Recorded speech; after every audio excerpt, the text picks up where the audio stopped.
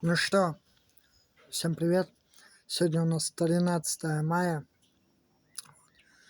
Температура на улице плюс 38 сегодня обещают. Вот.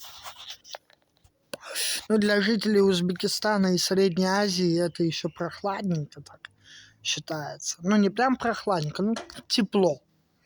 Вот. А для меня, для жителя севера, я же с Мурманской области сюда приехал, для меня это жарко. Для меня даже тут плюс 30 это уже жарко. Вот.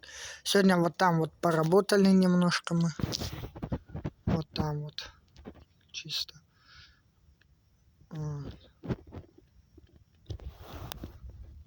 Ну, почему? Утром надо же поработать, чтобы прохладненько было. Чтобы потом вечером сегодня выйдем, тоже чтобы делами будем заниматься. Всем добра.